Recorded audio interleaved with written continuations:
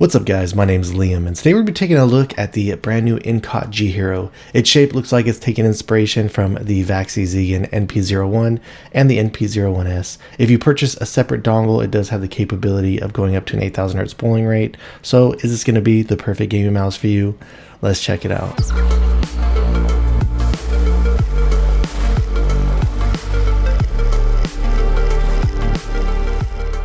Before we get started today, I did want to let you know this was sent out to me by MetKeys. However, everything you're going to be hearing in this video is going to be my own words and my own opinions. Included inside the box with the mouse, it does come with a USB-C cable, it does come with the 1K receiver, and it also includes this dongle adapter. And here's a look of what the 8K receiver looks like, but do keep in mind that you do need to purchase this separately.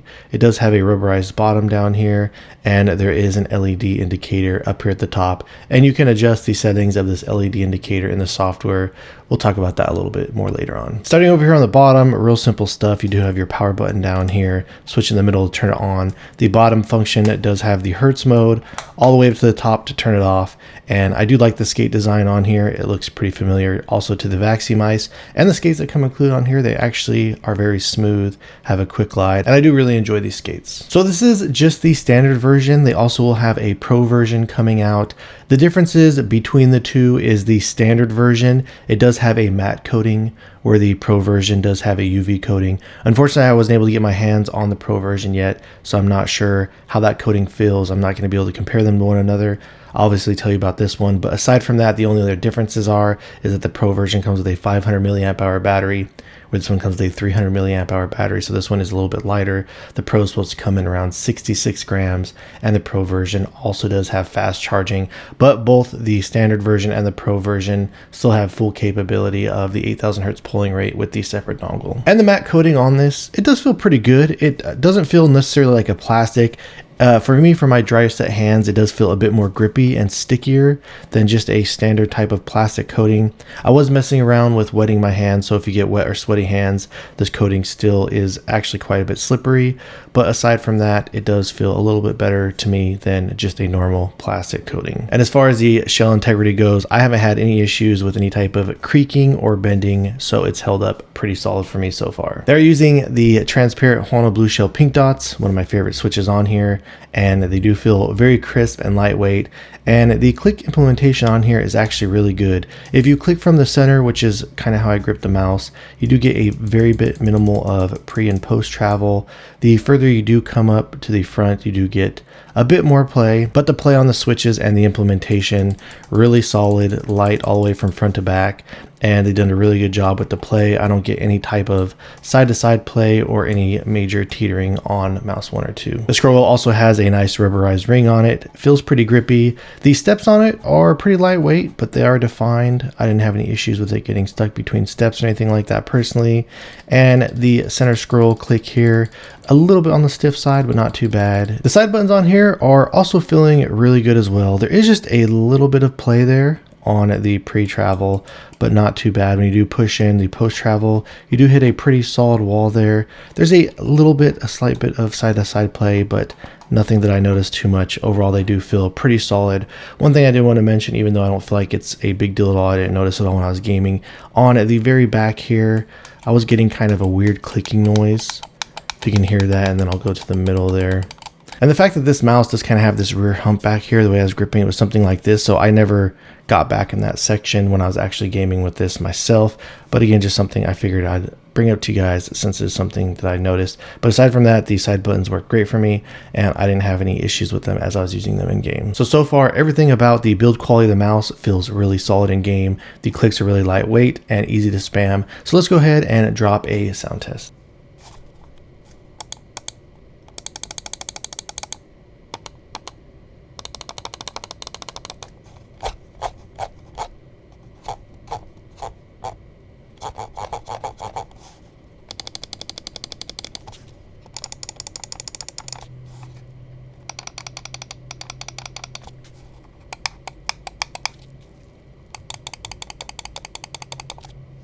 And when it comes to the weight and balance, everything about this feels on point. I'm getting a really solid front to back even a really solid left to right. Again, this version is using a 300 milliamp hour battery. I wouldn't really recommend modding this if you are going to be using it with the 8K polling rate, because it does kind of burn through the battery life quite a bit quicker. I'm not sure how well 150 milliamp hour battery would do in here, considering the fact that on a 4K, it usually lasts around 8 hours of straight use. So I'm sure it'd probably cut that about in half, but on my scale, it looks like I got this coming in at approximately 60.7 grams. When it comes to pairing the 8K dongle to this mouse, it actually was quite a bit of a challenge for me. So I figured I kind of want to walk you guys through this part really quick, and I'll put chapters down below in case you need to skip around. But I will try and put a link for the software and the firmware down in the description below. An issue that I actually ran into when I was trying to pair the dongle to the mouse is I did upgrade the firmware on the dongle, and it would not connect at all whatsoever. So if you do upgrade the firmware on the dongle, once you get this out of the box, you will also need to upgrade the firmware on the mouse. Here is a shot of what the firmware for upgrading the mouse looks like. Again, it is a separate firmware from what I noticed. You'll want to look at this box up here in the top and this box down here at the bottom.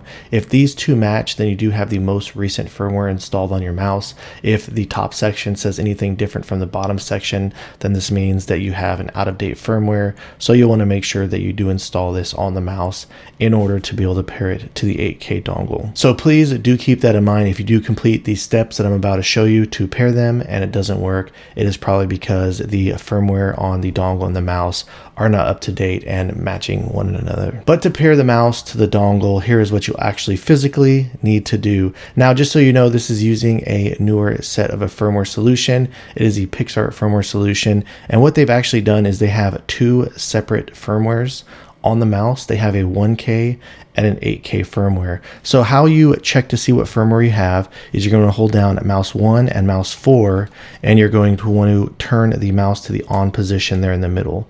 And the LED indicator right there just flashed red. If it flashes red, that means that you have the 1K firmware enabled on the mouse. If it flashes blue, which I'll do it again here, turn it off, hold mouse 4 and mouse 1, turn it on, and see how it's flashing blue there. So every time you start it up, it'll flash either blue or red. If it flashes blue, that is the 8K firmware. If it flashes red, that is the 1K firmware. So you will need to have it flash blue to have the 8K firmware enabled to sync it to the 8K receiver. Now, once you turn the mouse on, as you can see there, it will be blue, letting you know that the 8K is enabled. So to sync it to the dongle, what you will need to do is you need to hold down a mouse 1, 2, and 3, which is the center scroll click. So you'll hold all three of these down while the mouse is powered off. You'll power the mouse on. It's going to flash blue at first, but keep holding it, and then it will start to flash yellow. It is ready for pair mode. At this point, you plug the dongle into the computer while this is flashing yellow, and it should automatically sync to one another. And again, I hate to sound like a broken record here, but if you do this and you try it several times and it is not working, you will need to make sure you update the firmware on both the dongle and the mouse to the latest firmware to make sure that they match one another for this to work. But once you have that set up and ready to go, here's a look at what the software looks like. On this page, it does allow you to adjust the debounce setting down as low as 1 millisecond. Over on this next tab is where you have some additional settings. You can set your DPI and set the polling rate to 8,000 Hertz. So see, these are some of the settings that I've been using on the mouse myself personally. These are what I like to use.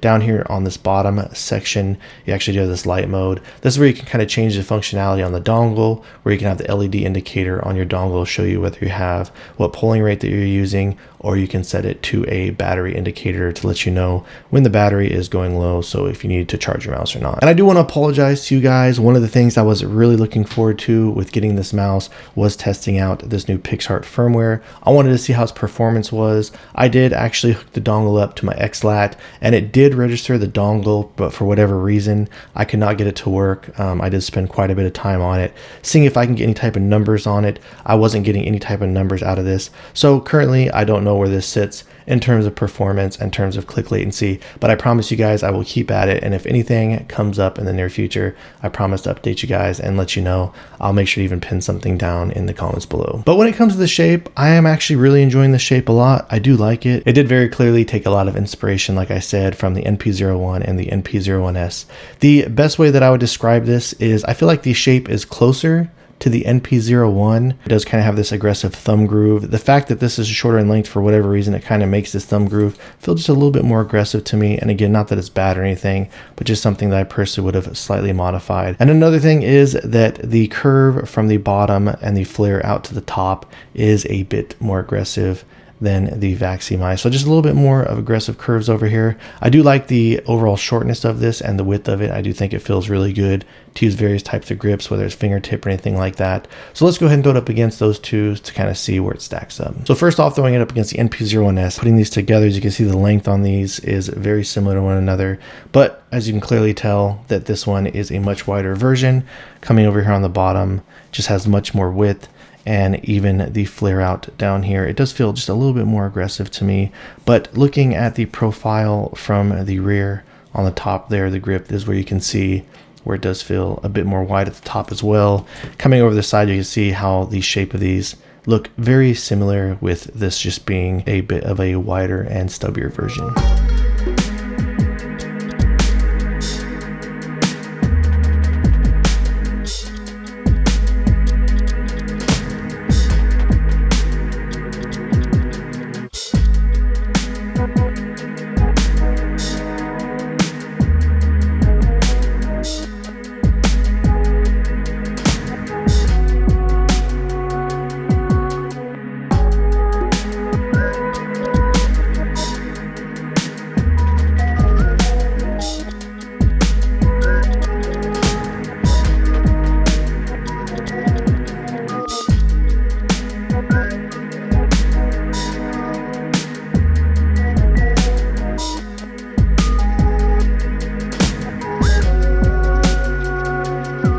All right, then finally looking at it next to the NP-01. So from the top down shot, this one looks like it's a bit wider, but if I were to come and bring these together on the very bottom, I feel like the NP-01 has just a very minimal amount of a bit more wide down here at the bottom. And the reason I feel like this one looks wider at the top is if you can see here, if this is coming through on the camera, the sides, the bottom curve profile to the top is a flatter feeling on the NP-01, where, like I said, this is much more aggressive. It kind of flares out a bit more, so that's why it actually looks wider at the top, when in all actuality the bottom grip is not that much wider. But looking at these from the rear, the top profile down to the sides truly doesn't look that far apart from one another, even looking at these again here on the side. And really the only way I can describe these to you is the NP-01, to me, it does feel a bit larger due to the fact that it is longer.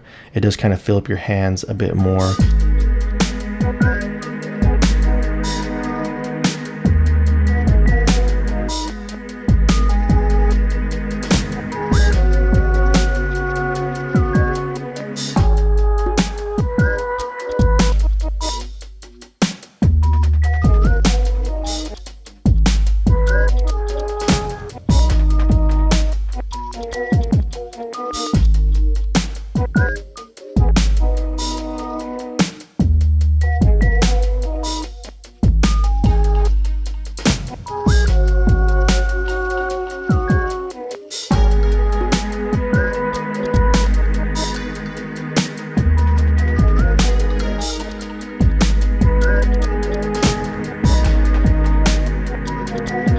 Alright guys, so that about wraps things up on the Incott GHERO. I must say this is a really solid offering. I've been really enjoying this a lot. Again, I would modify some changes on the shape itself, but it does really feel good if you are into these types of shapes, the NP-01, the NP-01S. The fact that this comes in at a really good weight, and it also comes in with the capability of an 8K pulling rate, I would say that it is really promising. Everything about the feeling of this out of the box with the skates, the click feeling on it, it really does feel great. I do kind of wish that they did have a version with the UV coating on there, even though I didn't get a chance to try it out. I do like this coating, but I do feel like it could be better. So I would really like to see these companies, they keep coming out with all their higher end models having the bigger battery. And though that might be ideal for some people, for me, I really do prefer having a bit of a smaller battery in there. And I really do feel like 300 milliamp hour or 250 milliamp hour batteries with the 8K pulling rate is kind of a sweet spot or as low as that I really would like to go. So the fact that it does bring the weight down and help to balance out a little bit does make it a little bit more enjoyable to use. But so far, everything about the feeling of this really does feel great if you are interested in checking this out. All right, guys, so if you have any questions or feel like I left anything out, please let me know down in the comments below. If you've enjoyed watching this video and are interested in seeing more videos like this in the future, please drop this video a like and subscribe to my channel. And thank you guys so much for watching. I look forward to seeing you in the next one.